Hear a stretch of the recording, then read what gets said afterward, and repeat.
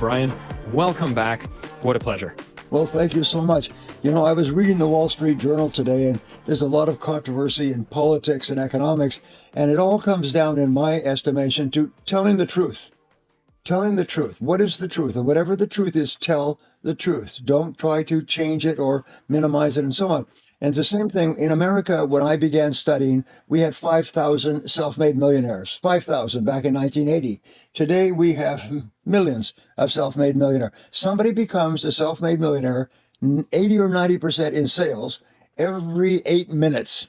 I mean, the statistics are phenomenal. So if you don't become a self-made millionaire in your entrepreneurial business, you should be taken out in the back and beaten with a stick because because the fact is, it has never been easier. There have never been more opportunities for you to do well in life if you tell yourself the truth. And the truth is, there's nothing replaces hard work from a long period of time. Start earlier. Self-made millionaires, and now I've done a whole several years of research on self-made billionaires. Self-made billionaires have specific habits. I've got them all here written down and laid out. And number one is they get up early. They get up before 6 a.m. Number two is they get started. They exercise, get their body going, and then they study. The average self-made millionaire, billionaire, gillionaire reads 2 hours a day in order to become better. One of the richest men in the world, Bill Gates, reads a book a week. And then what he does is he takes and he underlines all the key points, and then he goes back and he puts all the key points on his website. So if you want to know what Bill Gates is reading, then what you do is you go to billgates.com, and there's his latest book and what he thought were the most important points in that book. Now, if you're not doing that, then you're really not serious about becoming wealthy, because this is free information by the richest self-made multi-billionaire in the world, and he just gives it to you. And people say, "Oh, I think I'll just go have drinks after work." You know what I find fascinating is, if we go back to the 1980s, it seemed like the majority of the people were not aware of what needed to be done to become a millionaire.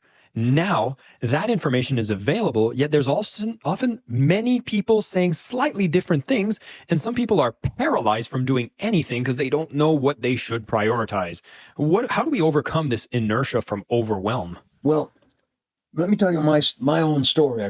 When I do a seminar and I design a seminar, in the margin I write MOS, my own story, which is the example of what happened to me. So I never talk about anything that I have not proven to work, and that I don't have hundreds, if not thousands, of people who have proven it to work. I was in Washington at a big conference 3 weeks ago, and this man came up to me out of the crowd, and he recognized me. I didn't know who he was, and he said, "You changed my life. You made me rich." And I have heard that, surprise, surprise, 1,000 times all over the world, every day, emails and letters and communications. "You changed my life. You made me rich," in every conceivable language. Why? And I always ask them why. And you know what they do? They smile like a pumpkin on Halloween, and they say, "It was the goals. It was the goals. Before I listened to you or read your stuff, I didn't know how important goals were." So many years ago, I started off, and I had been broke all my life. I was 35, 36 years old, and I decided to give seminars. And one day, a businessman called me. He had a large multi-level organization nationwide. He had 800 people who were small business people, entrepreneurs, and they're having an annual conference. And he said, all of these people have one common goal, which is to become millionaires in the course of their working lifetime. Can you do a seminar on how to become a millionaire? And I still remember that. And I said, absolutely. Because when you're starting off as a speaker, you agree to speak on any subject that they will pay you for. There's a funny little story that I think of, and it's the story about the priest who has two parrots, and they sit on the stand and they pray all the time, Brother Matthew and Brother Paul. And they sit there with a rosary and they pray all the time. One day, another priest was visiting them, and there they are praying away, doing their rosaries. And he said, I'm really concerned about my two parrots because they're so pious that all they do is pray. And he said, well, as a matter of fact, my son came back from sailing, working on a ship, and he brought me a parrot that had been on the ship. And the parrot had learned a lot of foul language from the other sailors. And so he talks all the time, never stops talking. Why don't we bring my son's parrot, put him on the stand between the two pious parrots. And maybe that will loosen them up. So they brought the parrot over, they put him there, and the parrot from the ship said, I'm a whore. I'm a whore. I'm a whore. And the priest was paralyzed. But one of the parrots, Brother Matthew, leaned over to Brother Paul and said, Brother Paul, our prayers have been answered. So I always think of that. I tell this to my audiences all over the world. I say, whenever you go out there, remember you're a whore. You're a whore. What does that mean? It means that you sell. Your job is to go out there and generate revenues and money. Your job is not to drink coffee and talk to your friends and go to movies in the afternoon. And I know you do it because nobody's watching you. And so your job is to work. And there's a direct relationship between how long and how hard you work relative to others that determines how much you earn relative to others. And this is a truth. Just like gravity is a truth, things fall down. They don't fall up. Your job is to be always doing things to generate money. It's like that joke. Anyway, so he called me and asked me if I would speak about how to become a self-made millionaire. And I said, of course. And I hung up the phone and I realized I had been dreaming, as that's what we in America do, is from the time we were teens, we start to fantasize about becoming millionaires. And we look at rich people who have beautiful cars and homes, and they're in the newspapers and stories and movies and everything else. And we fantasize about becoming wealthy. So here I was, I started fantasizing at the age of 15 or so. And now I'm 36 years old and I'm still in debt. In fact, when I got into speaking, I used to joke, I learned how to sell again. I sold my house, I sold my car, I sold my furniture, I sold everything that I owned and moved into a rented house and just basically worked 16 hours a day for the next 2 or 3 years. However, so I said, okay, so I began to study. I call it a full court press. I did a full court press on self-made millionaires. What I found was that there's lots of great research on self-made millionaires because it's an interesting subject. People wrote books and articles and they did university studies and so on, but they found that they had certain characteristics in common. So what I did is I began to write them down. And I came up with a talk called The 21 Success Secrets of Self-Made Millionaires. And 2 months later, I stood up in front of the audience. I had 1 hour to speak, and I went through the talk very quickly, 21 success secrets. And they're very simple ideas. One is dream big dreams. That's the first one. Dream big dreams. Start dreaming about yourself as being a millionaire. Think about it. Fantasize about it. When you see other people who are rich, say, I could do that. That person, 90% of people who have money today were broke when they started. The 80-20 rule is one of the other principles that the top 20% of people in our society earn 80% of the money paid out in our society. Every person in the top 20% started where? Where did they start? They started in the bottom 20%. And then they started doing things differently, like climbing stairs. And a week, a month, a year, a few years later, they were in the top 20%, then the top 10%, then the top 5%. But virtually everybody starts at the bottom. So no problem. If you're broke, good. That's where all the top people started. They started broke, but they made a decision. I'm not going to stay here. So anyway, I gave this talk, and it was so well received, standing ovation. I was asked to give it again and again and again. I started giving it all over the world. I stretched it from 60 minutes to 90 minutes to 3 hours to a full day. I recorded an audio, video. I wrote a book on the subject, which is one of the best-selling books in the world on the 21 Success Secrets of Self-Made Millionaires. So what I want to do with us in the time that we have together, Jason, is I'm just going to give you a couple of ideas. And if you follow these ideas, these were the turning points in my life.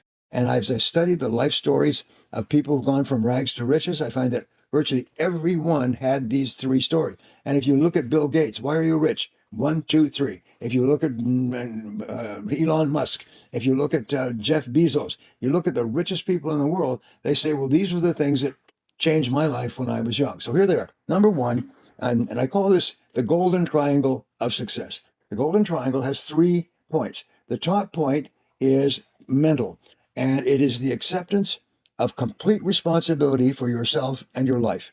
Refusal to make excuses, refusal to blame other people, refusal to be depressed or negative. Just simply say the magic words, I am responsible. I'm responsible. If I'm not happy with any part of my life, I'm responsible. Did somebody do you dirty? Did somebody treat you badly? Did you have a lousy childhood? Did your boss cheat you? Did you have a bad marriage? And so on and so forth. So life sucks and then you die. Okay, we used to say life's a bitch and then you die. So therefore what you do is you just take a deep breath and you say, oh shoot, Well, I am responsible. And the interesting thing is, blaming is the number one reason for unhappiness and failure in life. And as soon as you say, I am responsible, you cancel all blame. So whenever you start to become angry about anything, you say, whoa, wait a minute, I'm responsible. And it just stops it like one of those crash dummies going against a wall, whack. Is all your blaming stops. And when your blaming stops, which is the source of all negative emotions, where the negative emotions go, since nature abhors a vacuum, what comes into your mind? And the answer is positive emotions.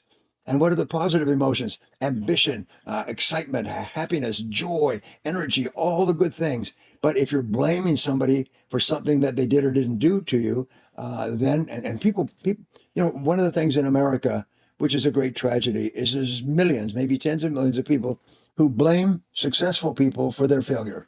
They say, "Oh, rich people are the reason I'm poor." Well, I got a news for you. Rich people have never seen you or heard about you in their whole life, and they have nothing to do with your being poor. The reason you're poor is because you're yourself. So here's the most important thing is accept responsibility. Just say, I am responsible. I am responsible. And you instantly cancel all negative emotions. And suddenly you're in complete control of your life and your thought. So I've read stories and biographies and autobiographies of rich people, and you read their stories, and there was a certain point in their life where they reached the line. And the line is between childhood and adulthood. And when you cross the line, you become an adult. Because when you stop blaming and criticizing other people, you become an adult. And from then on, you're in charge of your life. But as long as you're blaming your mother and your father and your boss and your spouse and everything else, you remain a child. You remain a whimpering, crying little child. And you get together and you drink and you whine and complain about your life. No, from now on, you say, I'm responsible. So that's the first part of the triangle. Without that, nothing is possible. I love that we're starting with such a powerful intervention moment. And it's interesting how there seems to be a culture being nurtured in society today that's talking about how you're not responsible for this, you're not responsible for that. And the blame seems to be amplified. But at the same time, when I look at what changes happened in my life when I took that 100% responsibility, is you would think you're taking on extra burden, but it was actually a liberation. It was almost like Yeah. giving myself freedom. And because the culture is encouraging the opposite, it feels like the pathways open up so easily when you make that one decision of being responsible. So, to go back to the point you made earlier, how it's easier than ever to be a millionaire, I feel like, wow, this is probably the one that everyone should probably listen to again. It changes everything. Right. Right. Now, here's the triangle again. The second point of the triangle is if you're now responsible, what are you responsible for? And the answer is you're responsible for being clear about your goals and then achieving those goals. That's what you're responsible for. You're not responsible for being happy. You're responsible for setting goals, things that you really want to be and have and do. Now, I discovered this, I guess, 30 or 40 years ago. And what it simply said is that if you want to achieve goals, write them down. So what I did was this, and I've got this here for you. This is a spiral notebook. This costs less than $2, probably $1.50. If you are serious about becoming wealthy, this is your millionaire maker. And this is so powerful, it is scary. So what it said was basically write down your goals. And what I did is I made a habit from that day onward. I put today's date and I wrote down my 10 goals. Now, what I learned is that your subconscious mind can only accept a command when it is couched in the present tense. So you don't say, I will earn, I will weigh, I will do, I will achieve. You always say, I am a self made millionaire by, and give yourself a reasonable date. Remember this, you can always change the date. No problem. You can always change the date and move it forward. So you write down your goals. And what I do is put in down the day's date and then write down your 10 most important goals in life right now. Now tomorrow you do it again without reference to the previous list. You don't copy. This is not copying from one page to another. You close it, open it up, and write your 10 goals again. Surprise, surprise. Your goals are going to change their order. You're going to, because you're not remembering, and the description of your goals and the timing of your goals will change, and then you do it again. Now, in 2000, there was a .com .bomb bust, and thousands of small entrepreneurs were driven to the verge of bankruptcy. So I started a group coaching program where I charged $5,000 a year to come and spend one day with me every 3 months. And I would work with 20 or 30 people at a time so that it was economically sensible for me. And they would come down and I would put them through a series of exercises. The first thing I would do is I'd say, ladies and gentlemen, thank you for coming. And I want to introduce you to your new best friend. Here is your new best friend. And I would hand them out. And I would say, I want you to write down your goals. Write them, do them now, and then discuss them with the people at your table. I put 5 people at a round table facing forward. And so they'd all write down their 10 goals and they would discuss them. I said, good. Now, from the next 3 months, I want you to write down your goals over and over, just like we just talked about, without reference to the previous page. I said, if you'll do this, you'll double your income and you'll become wealthy. I used to get, they say, well, you're going to charge $5,000. Wow. That's what they do. They pay $5,000 to come and sit in a room with you 4 times a year.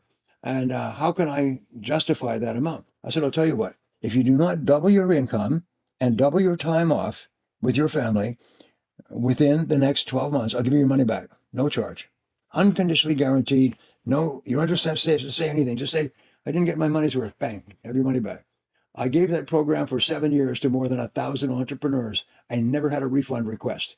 Many people doubled their income in the first week, most of them in a month, but all of them doubled and tripled their income. They couldn't believe it. When they came back to the second session 3 months later, the whole room was full of shining faces. Everybody was happy and they were laughing and they were joking because I've also taught them importance of personal responsibility, importance of managing your time, setting priorities, starting early, working harder, staying later, those things. And they were hungry. That's the most wonderful characteristic of successful people is they're hungry. They want it. They want to be successful. Anybody who's heard speakers has probably heard my friend Les Brown. And Les Brown has a book and he's got a talk and a seminar. And, Les has told me many times that he cut his teeth on my materials years, and all his children have been brought up on my materials. But his name of his talk is "You Got to Be Hungry." You got to be hungry, and he says it beautifully. He says it, gets on the stage, and he's a big black guy, and he says, "You got to be hungry if you want to be successful." Have you heard that? I haven't heard him speak actually, so I haven't, but I know of Les Brown and I could imagine what kind of energy he brings to a room for He sure. he is just great. I think he's the best motivational speaker in America. And why? And you're right, because he's right. You got to be hungry. If you're not hungry in a world where everybody's hungry, you haven't got a chance. You haven't got a chance. I'd be curious to know your opinion on how there is a lot of advertising, marketing that gets sent to people. And it seems like for the hungry people, they're offering what is called fast food. I'm talking about the shortcuts, the get rich quick, and all of these things that get taunted for a lot of us that are hungry for that millionaire paycheck. And I'd be curious to know what is your opinion on the fact that that exists? And I know it has always existed. And how do you discern? Well, I've got a very good opinion on that. I have taken advantage of some of these super offers, low priced, low entry price, guaranteed stories of people who went from rags to riches, went from being overweight to thin, developing sexual prowess that would stun an Olympic athlete and so on, and just to take the pills and everything else. And what I found is that nothing works. My friend Charlie Jones, who's no longer with us, he was said in part of his speech, one of his funny remarks, he said, "Now I'm going to tell you the secret of life. This is the secret of life. Write it down. You have your notepad, write it down. You hold up a pen, write this down. This is the secret of life. Are you ready?" He's such a funny guy. He said, "Are you ready?" And everybody's leaning forward. And he said, "Here it is. You ready? Here it is. Nothing works." And everybody would just rack up. He said, nothing works. At least it doesn't work the first time or the second time or the third time. So recently there was a study and they looked at all the offers online. And you and I follow this stuff because we're always looking for something that will give us an edge, something that will help us to achieve our goals, maybe a little faster than before and cost effectively. So it costs $59.95 to try this or that or something. Anyway, what they found, they looked at 570 offers online, and 100% of them were bogus. 100% of the offers online turned out to be bogus. None of them work. As Charlie said, nothing works. And what they do is they try to con you by offering you substantial improvements in your life at very low price. And you got to be very careful because these people have only one goal.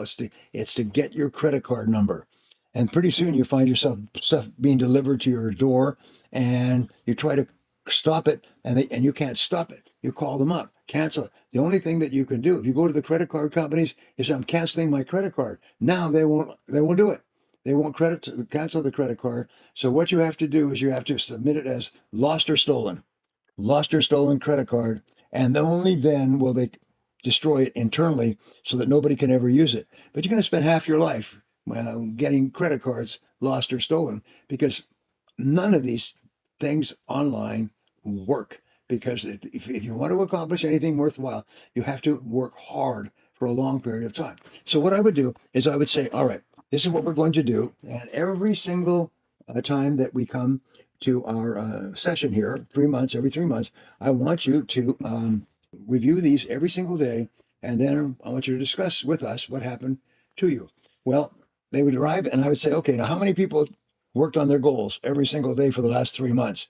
Everybody looked down, you know, well, so when did you review your goals?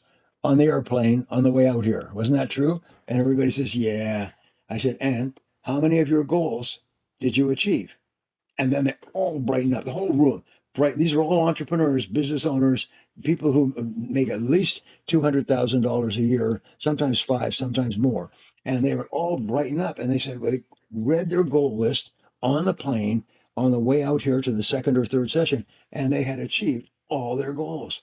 Every single, not 9 out of 10, 10 out of 10. How much are you earning today? People said, I'm earning 3 times what I was earning when I first came to this meeting. And they were all happy. Got a room full of happy people. Does anybody want their money back? No, no, I want more. So it's the same thing. If you just did this every day for 30 days, write down your 10 goals in the present tense as though they are already a reality. Do it again next day without reference to the previous day. Just keep doing this for 30 or 31 days. And I learned this reading something about success decades ago, and it changed my life forever. And I've taught this all over the world. And people come up to me and say, you changed my life. You made me rich. You changed my life. You made me rich. And it was the goals. You see, if you don't write a goal down, it's very much like blowing cigarette smoke in a large room. It just disappears. It has no energy behind it. They say a goal that is not written is a goal that has no energy. In other words, it has no power to move you. It has no power to drive you. You forget it completely. You get easily distracted. But if you write it down, everything that you write down in the present tense is automatically recorded by your subconscious mind. And your subconscious mind then goes to work on it 24 hours a day. And it'll give you insights and ideas, and you'll see stuff in the newspaper, and you'll meet somebody in a bus stop. You know, I wrote a book called The Power of Luck, and I did a whole bunch of research on luck. And one of the things that I found in one of the research studies was that luck, many people had great breakthroughs by a accidental bumping into a stranger on a bus stop. In other words, they just banging into someone and they chatting away, and the person said, have you ever read this book, or have you ever did this or that? They said, no, I haven't done that. And so they do that, and that was the key to their wealth, key to their riches. It was like, look, how on earth did you bump into this person? So that's the second thing, is write down your goals. Now we can talk lots more about how you write goals. Well, first off, I am super excited about, the practicality of what we can do right now. And again, for anybody listening, we're not talking about doing, 3 hours a day. This is writing your goals, but doing it, let's see. We'll see. 5 minutes to become rich. 5 minutes Mm. to become rich. And that's So what it takes. I'll have one clarification, because I've had these synchronicity happen all the time. Like the moment the goal is there, then is the same as like if you buy a certain car, now you start seeing it everywhere. When you set a certain goal, then the opportunities seem to flood my way. But I wanted to get your opinion on one aspect of goal setting, which I've heard two sides of opinions here. One is that when you set your goals, you keep them to yourself. Another one is you set goals and you declare it or you share it with someone so you're publicly accountable. Do you find there's some difference in either of these methods?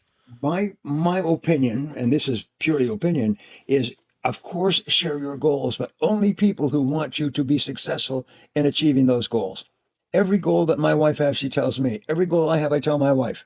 But I don't tell people at the bus stop or people at work. These people have no interest in me being successful. So therefore, share your goals with people who want you to be successful. And it makes you happy. It gives you energy, and they will encourage you, and they'll ask you, how's it going? And they'll congratulate you and so on. So that's the Mhm. key difference. Don't talk about it. Oh, my goal is this, my goal is that. Oh, shut that you know what up. Who cares?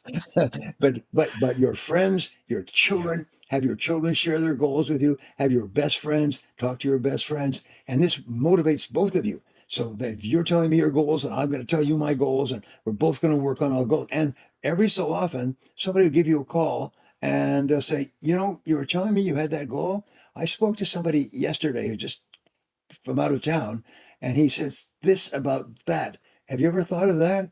Now, let me give you a great story. Okay, great story. One of the most successful entrepreneurs in the world is Steve Jobs. God bless him. I'm sorry he's not here, and I just read a book by Elon Musk, and actually a story by Elon Musk. He said there's 7 books that had an enormous impact on his life, and Steve Jobs' life story by Isaac, superb author. yeah, it's like Isaac Wharton, or That's just I'll have Isaac to pull it something. up. It'll come to. He said that's the number one book that influenced him.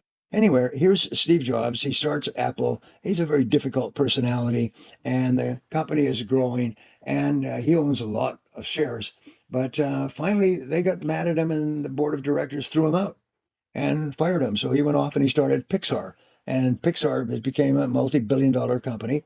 And he was invited to come in sort of like as a consultant. Just come in, walk around, see if he sees anything. But he wasn't on the payroll. So he came in and walked around and got some sense of the market. And finally they came to him and said, look, the company's not doing that well. We're going to give it back to you. And so here it is. So long. You're a major shareholder. It's yours. So he said, well, called the accountants and said, what is our situation? He found that they had only 2 months of money left, and then the company would be bankrupt. 2 months. And they were, of course, hiding it and shuffling it around. And so he sat his managers down and he said, how many products do we have? Surprise, surprise, 104 products. How many of these products are making money? 4. The other 100 are just keeping people employed, and they're not, and they're just marginal. They're losing money, and so the company's going bust. So he looks at it. He's got 2 months left to live, and he's got to have several $1 million to stay alive. And he only knows one person who has that kind of money, Bill Gates. And Bill Gates and he had been at loggerheads for years. And Steve Jobs had been attacking Bill Gates for being antiquated and old and unimaginative and everything else. But Bill Gates had a very simple idea: a laptop on every desk, a laptop on every desk. And it's interesting because the head of IBM, when Bill Gates started, said there's a market worldwide for no more than 300 laptops. And Bill Gates said, no, if you make it easy to use, you could have every single person will have a laptop. Now, if you didn't have a laptop today, people would look at you like you lived under a rock somewhere. Everybody has a laptop and multiple laptops and desktops and everything. Anyway, so he calls he's been beating up Bill Gates for years on public stages and everything else. And so he calls up Bill Gates and he said, Bill, I'm in trouble. He said, if I don't have some money, I'm going to die. The Apple is going to go broke. And I wonder if I could borrow some money from you. And Bill Gates said this, and it brings tears to my eyes when I think about it. He said, Steve, he said, Apple is too important a company to go broke. He said, I'll give you all the money you need. He said, but I'm not going to give you a loan. He said, I'm going to buy stock in Apple. So I'm going to be in the same rowboat with you. And I'm going to gamble that you're going to make it a success. And so that was the turning point. He now had the money to survive. He called all of his managers together and he said, I want each person here to recommend 10 products that we need to cut off, discontinue. And they all cried and wept, and no, we can't do that. And we worked so hard to bring these up. 10 each. So we eventually brought them meeting after meeting after meeting, and they all came down to finally 4 products. They got rid of 100 products. Then the next thing they said is, we've got to have a new product. Is the market for laptops? Every Japanese company in the world has got laptops that are cheaper than ours, and sometimes, oops, better. and so on. So he said, what do we do? And they came up with this idea of a phone. And a phone would have everything in it. It would have recording and video and audio and music and it would be in one single phone and everything else. And they kept bringing him different versions.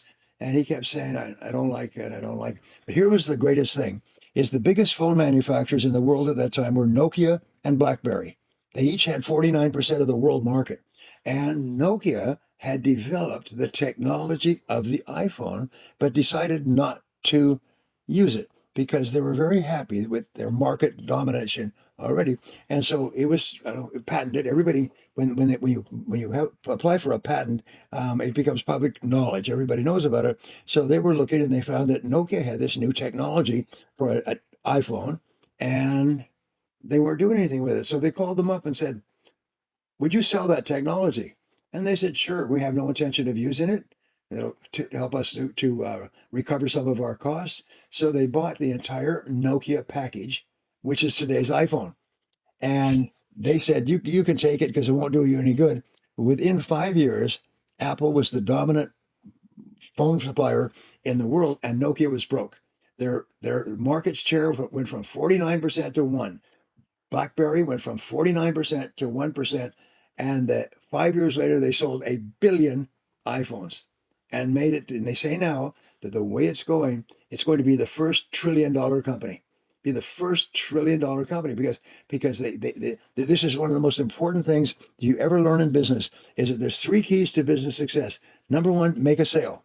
Number two, make a second sale to the customer because they're so happy with what you gave them in the first sale. Number three is bring your friends. Sell again, bring your friends because you're so happy you want your friends to have it as well. My staff, everybody that I knew, I had a Nokia. No, I had a BlackBerry, and everybody around me was all using the iPhones. They said, Brian, you got to have an iPhone. You got to have an iPhone. My son was telling me, Dad, you got to invest in Apple. This iPhone is going to go crazy. He's 16 years old. I said, my son, you don't know these things. You're a child. I'm an adult. I'm going to keep up with my little BlackBerry. And I had a good friend, one of my clients, who was about 60 at that time, and he decided he's going to go all in, like in Las Vegas. He went all in on Apple, took all the money he had in his life and bought Apple stock. Within 5 years, he was so rich he never had to work again. And so anyway, so what happened with this iPhone is that it just exploded, and they after it had been out for about 5 or 8 years, they had made 1 billion sales. Then they interviewed their clients and they asked them, "What do you feel about buying another iPhone when they come out with something more modern?" 90% of iPhone clients said, "We'll buy a new one as soon as it comes out." This was the point where the famous Warren Buffett said, "I don't invest in technology because I don't understand it, and I don't invest in anything I don't understand." When he saw that, I'm just guessing. This is not a fact. When he saw that 90% of their customers were going to buy another iPhone, he just bought billions of dollars worth of Apple stock. And he was interviewed just 2 weeks ago at their annual meeting in Omaha. He said one of the best investment decisions he made in his whole life. And he's achieved a return on investment with Berkshire Hathaway of 1,246% return on investment. If you had bought with him at the very beginning, you'd have had more than 1,000,000 times return on your money. And he said, and Apple was one of the best. So therefore, this is so exciting. The opportunities are all around you. You just have to keep looking, reading, studying. Sometimes people, when I was starting to give seminars, one of the things I found is that when you go to foreign countries, 95% of the products that are really popular in a foreign country are never sold outside that country. They're never sold outside that country. So sometimes you will find a product, a franchise opportunity, a mechanical device, something that nobody's using back home. And you go to them and you say, can I have that? Can I enter into an agreement with you and pay you a royalty? And they say, sure, we have no plans to go outside of our country. And some of the richest people in the world just walk down the street. You ever remember the story of Krispy Kreme donuts? Krispy Kreme donuts became the most popular donut franchise in the world. And what happened was a little baker who baked in New York who baked bread and cakes and desserts and so on. He was on vacation with his wife in Paris, and they were walking around, and there was this great lineup in front of this little bakery. And they all lined up and lined up. So they said, well, that's what we do. Bakery. It's the bakery. And it must be good. So they got in line, da, da, da, da, and they got up there and they bought a couple of donuts. And they went and sat outside and ate the donuts. And they said, geez, these are good. Geez, these are good. Wow. Holy smokes. And so we went in and got in line again and went all the way up to the front and said, could I speak to the person who runs this shop? Just a small shop. And fortunately, he or he had somebody there who could speak English. He said, could I get the recipe for these donuts? And he said, sure.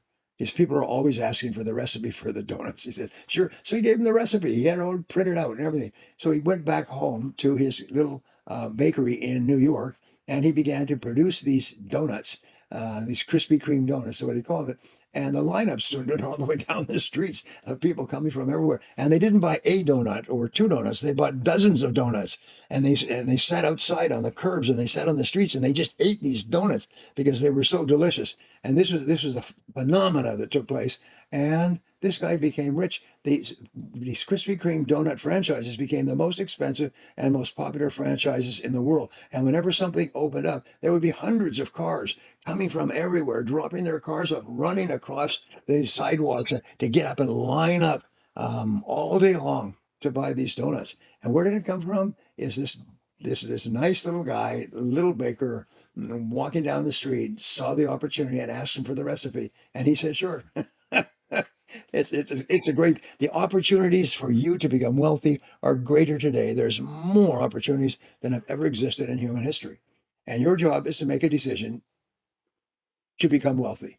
And if you make a decision to become wealthy, you're going to set up a force field of energy, and you're going to start to attract law of attraction into your life. You're going to ideas and inspirations and meetings, unexpected meetings with strangers, sitting next to somebody on an airplane. And what will happen is the information that you need and the resources you need will come to you. They'll gravitate towards you as soon as you're ready. So your job is to make yourself ready, which leads us to the last part of my triangle, and that is continuous learning and personal development. The average wealthy person will tell you, Bill Gates will tell you, Warren Buffett reads 5 hours a day, 5 hours a day. Bill Gates, 2 to 3 hours a day. All wealthy people read 2 to 3 hours a day, constantly upgrading their knowledge and skill. And you need to do the same thing. You need to do the same thing. If you'll do that, accept responsibility, write down your goals every single day to keep your mind churning, and then continue to learn and grow and become better and better. Your success is guaranteed. It's literally, I've taught this for years. I went from earning $14,400 a year when I stumbled across these ideas. In 5 years, I was earning $145,000 a year, 10 times. But then I developed the 10 times formula, which we will maybe talk about at a later time. And I kept using this formula and teaching it. 5 years later, it was actually increase your income 10 times every 10 years, but it worked for me every 5 years. So at the 10 years, I earned $1,445,000. Very funny is 14,400, 104, and I made 1,400,000 that year. And I went literally from rags, I say, to non-rags. And I have countless people who've been in my seminars done the same thing. They come up and they drive beautiful cars, and it's just wonderful. Is if you just write your goals down every day, that what you need to achieve those goals will come to you from all sides. Brian, that was beautiful. That was amazing. I personally am very anchored to the fact that you shared that your story started at 35, which is the age that I am right now. I feel like I'm on that journey, and what I received was a powerful reminder of some of the basics that need to be done. And one of the questions I was planning on asking, which I don't need to ask because I have the answer, is what happens when you're not so sure or clear on the goals.